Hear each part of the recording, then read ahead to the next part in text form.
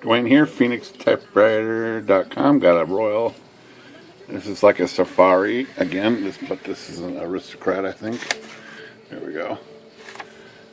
But it's got a couple of common problems. One was this lid interfering with the type bars. Got that squared away. It was bent down. It was bent in a couple different ways, the wrong way. And then this one, we did that video about the tinging noise of the type bar hitting this plate down there. But this also has another noise problem. So it's on the space bar down here. You can hear it. It just makes a pretty loud clunk when you let go of that bar. Turn off the radio here.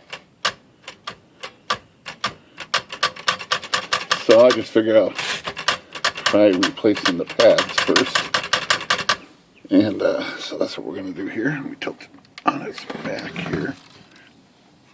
And what it's got is these pads right here on the space bar. And I think they're just rotten and dried out and banging too much. So I already removed this one. And then I found a piece. So there's the old one. And what I found was these, of all things, these are key switch cushions. But, you know, I tried a few different things on here and nothing was fitting right. Then I got this out and I actually got it to fit over that like that. And so now this one's making contact and it's already quieter. So let's pull this one off. Let's just pry it off here. There we go. It's pretty rotted on there. And let's put the other piece on this side for balance. See if I can get this to fit like I did the other one. Look at that. This has got a lot of cushion. And let's try it.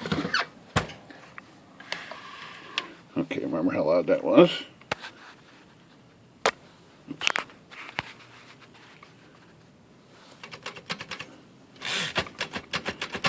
Nice.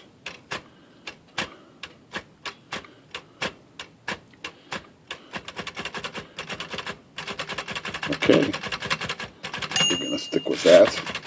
I might put a drop of glue on those, but they actually seem pretty tight fit like that.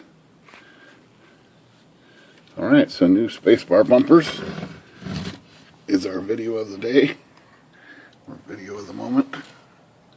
Yeah, I might